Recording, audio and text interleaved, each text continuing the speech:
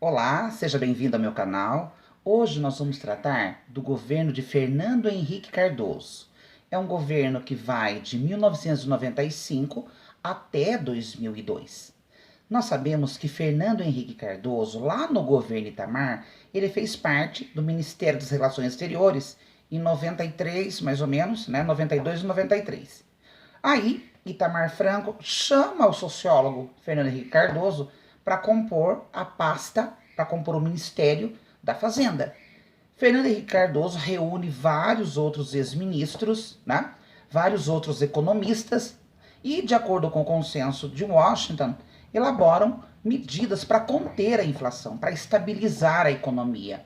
A inflação atinge em 93 o recorde, né, inflacionário do nosso país, batendo aí acima de 2.000 pontos percentuais ano, né? Hoje a inflação ela é contida graças em parte ao Plano Real e a economia nossa está praticamente estabilizada, né? Nós, com exceção da pandemia desse ano, que nós temos aí alguns déficits econômicos, mas a inflação, apelidada de dragão, ela continua fazendo parte do cenário econômico brasileiro.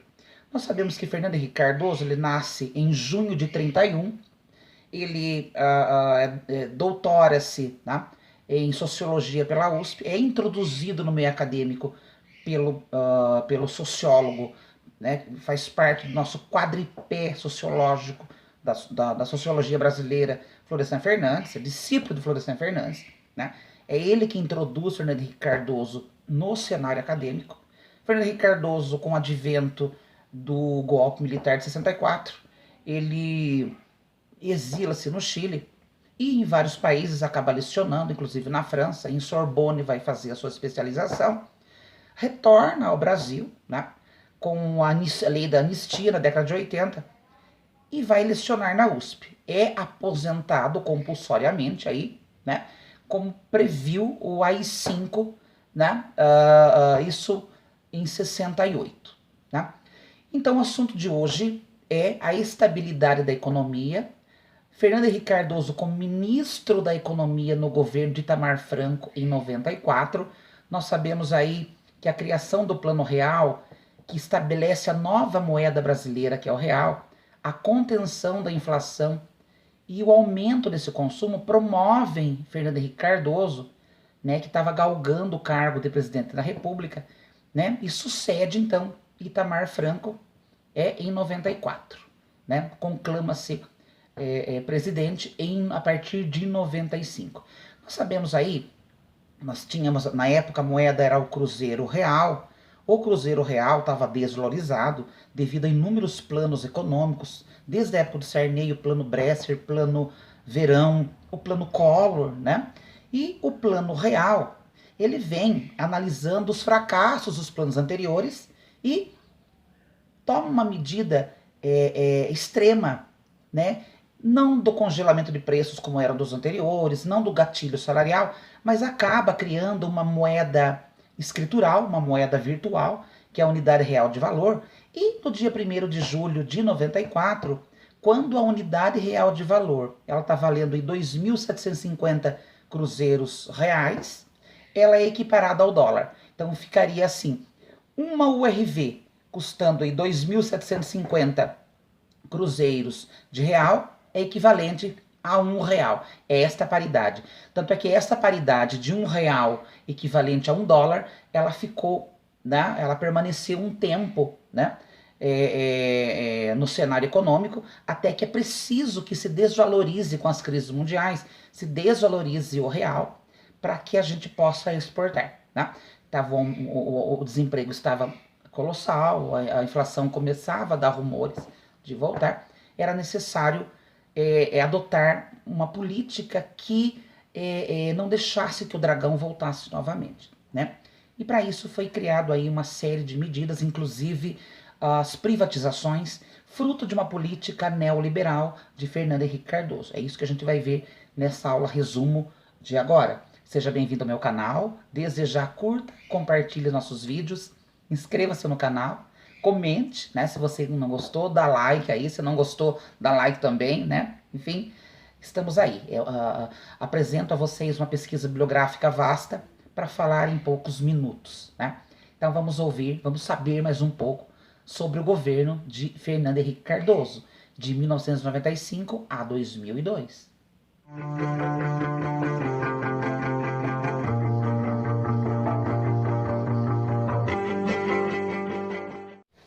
Fernando Henrique Cardoso, um dos pais do Plano Real, obedecendo aí sérios critérios do Fundo Monetário Internacional, né, e adotando ideias, né, e analisando os fracassos de planos anteriores, né, planos que antecederam o Plano Real, como o Plano Collor 2, Plano Collor 1, Plano Bresser, Plano Verão, né, já no governo Sarney. E a gente sabe que a gente herda uma dívida, né, milionária, monstruosa do governo militar, né? No governo militar, por exemplo, a desigualdade entre os pobres e ricos aumentou bastante, né? Em 64, a dívida era em torno de 3 milhões, ela passa para 105 milhões, né? Também, com o tempo, essa dívida, o governo Sarney acaba decretando uma moratória essa dívida, né? Porque é uma dívida, ou seja, a moratória é quando você paga apenas a dívida e não o juro. Isso acaba deixando o país, né? Deixando o país fragilizado frente ao cenário econômico internacional, perdendo investidores, perdendo atração de investimentos estrangeiros, né? Então, esta política adotada nos governos anteriores que é analisada sob a ótica, né, de Fernando Henrique Cardoso e de uma série de ex-ministros e de uma equipe econômica com grandes economistas, com pensadores da economia, porque era necessário estabilizar a economia, era necessário acabar com a inflação, né? Nós tínhamos aí uma inflação que chegava em torno de 50% ao mês. Se você precisasse comprar um carro, né, que custasse 43 cruzeiros de real, no mesmo mês ele ia estar valendo, no final do mês, ia estar valendo 53 mil cruzeiros de real. Ele começava a valer 43 mil cruzeiros de real no começo do mês, com uma inflação em torno de 50% mês. Se você fosse comprar no final do mês, estaria em torno de 53 mil cruzeiros de real. Só para ter uma ideia de quanto a inflação ela era galopante. Aconteciam aí, como aconteceu em 1993, a famosa hiperinflação. É a maior inflação, né, já registrada, né, desde que começou a se calcular essa alta de preços, desde quando começou a calcular a inflação, é a maior que se registrou até agora na história política e econômica do nosso país. A ideia proposta de Fernando Henrique Cardoso era adequar o nosso país à onda neoliberal, né? Ou seja, a menor intervenção possível do Estado na economia, né? Adotou uma política de privatizações, privatizou inclusive a Embraer, privatizou o Banespa, uma série de empresas, a Vale do Rio Doce, que hoje é Vale, tornando essas empresas com sócios majoritários de outros países, né? Tornando desestatizando essas empresas, né? Privatizando-as, né? Também promoveu aí o perdão, né, de dívidas, né, de bancos e de empresas aéreas, como o famoso Proer e Proar, né? Perdoando essas dívidas astronômicas dessas empresas, né? Graças a essa política, essa onda neoliberal de não intervenção da economia, né? E utilização e fomentação, né, de banqueiros, né? Uma política voltada para os banqueiros. Então, esse primeiro governo de Fernando Henrique Cardoso, de 95 a 98, foi marcado por privatizações, né? Marcado também aí, na verdade, a ideia era por fim à era Vargas, aquele Estado inchado, o Estado previdenciário, e enxugar o Estado, inclusive promovendo aí redução do quadro de funcionários, né, federais, estaduais, né, promovendo aí demissões, programas de demissões voluntárias, enfim. E contratava-se depois funcionários ganhando bem menos, né? Essa era uma ideia para enxugamento do Estado e para arrecadar-se mais. gastando-se menos, né? Empresas como Vale do Rio Doce, a Telebrás, né? E mais outras empresas, em torno de 100 empresas estatais, foram privatizadas, né? O aumento dos juros e a política de investimentos das importações para o país geraram o fechamento de empresas e demissão de muitos trabalhadores. Sabemos aí que a taxa de desemprego em 98, no último ano aí do primeiro governo de Fernando Henrique, ele atinge cerca de 9% da população econômica ativa, né? E curiosamente, nesse mesmo ano de 98, o Congresso aprova uma lei que possibilita a reeleição de cargos executivos, né?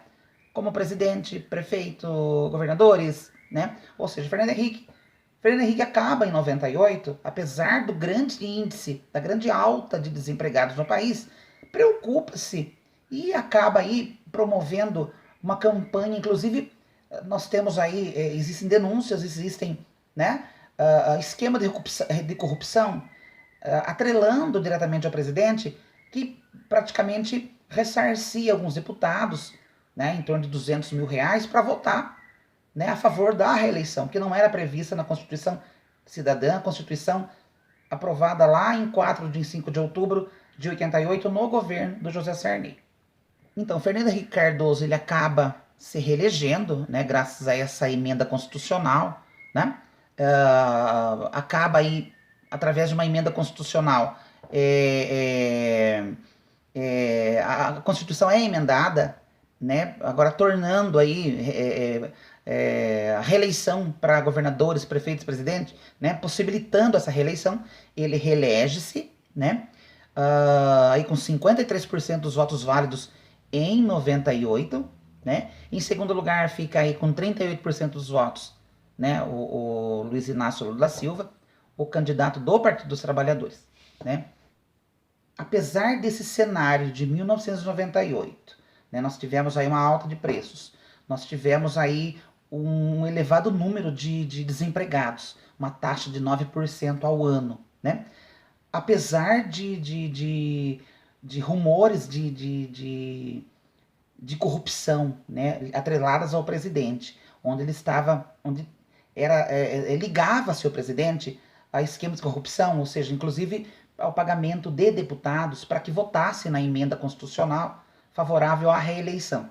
Apesar desse panorama, né, desse panorama agitado de 98, Fernando Henrique consegue reeleger-se e vai cumprir o seu segundo mandato, aí marcado também por menos privatizações. Então, dessa forma, no segundo mandato aí de Fernando Henrique Cardoso, houve a implementação da LDB, né, Lei de Diretrizes e Base da Educação Nacional, em 96. Né? Essa implementação ela é importante. Ela vai regulamentar dispositivos constitucionais, né? Praticamente como se fosse um mandado de injunção. E a ideia principal da LDB era a universalização do ensino básico. E é importante, com o tempo, a gente percebe a redução do índice de analfabetismo, né? A população com mais de 10 anos de idade acaba reduzindo em 4 pontos percentuais entre os anos 95 e 2001. E progressivamente vai ampliando a inclusão de crianças e jovens na escola, reduzindo em 9 pontos percentuais a evasão escolar entre 7 e 14 anos de idade. Né? No que se refere à saúde, o Brasil torna-se referência no tratamento do HIV e da AIDS, e reduziu também índices de mortalidade infantil de forma significativa. Até que em 2000 foi criada aí a Lei de Responsabilidade Fiscal. Gente, essa lei prevê punições aos políticos que gastem mais do que tem em caixa nos governos. A Lei de Responsabilidade Fiscal, ela é importante, ela é um norte, né? Ela vai balizar despesas e receitas, né? Faz com que o gestor ele cumpra, faça o seu dever de casa, né? Não gaste mais do que arrecade. É importantíssima. Essa lei ela foi alterada, mas a sua essência permanece, né? Gastar menos do que arrecada. E no segundo mandato, o Fernando Henrique Cardoso também tem a popularidade muito debilitada, principalmente pelo aumento do desemprego acentuado. Os movimentos sociais manifestavam-se contra a política neoliberal do Fernando Henrique Cardoso, que sempre sujeitou o trabalhador à falta de emprego e a salários baixíssimos. gerando aí uma pauperização das camadas proletárias do país, né? Outra coisa também, gente, o apagão que aconteceu em 2001, as secas nas usinas hidrelétricas, que causaram falhas em geração de energia no país todo, né? Acabaram aí fazendo com que a população alterasse sua maneira de viver radicalmente. O governo Fernando Henrique ele foi acusado de não investir no setor energético suficiente, né? O que ocasionou aí inúmeras mudanças de hábitos na população econômica, né? Para a economia, né, do nosso país. E Fernando Henrique Cardoso, ele é sucedido pelo candidato do Partido dos Trabalhadores, Luiz Inácio Lula da Silva, né? Nas eleições de 2002, Lula obteve aí cerca de 61% dos votos válidos. Fernando Henrique Cardoso é sucedido pelo candidato do Partido dos Trabalhadores, né, Luiz Inácio Lula da Silva, né? Aí nas eleições de 2002. Lula obtém aí cerca de 61% dos votos válidos, vencendo então o candidato do PSDB, que é José Serra, que tem em torno de 38% dos votos. Né? A próxima aula resumo, então, vamos falar sobre o governo de Luiz Inácio Lula da Silva.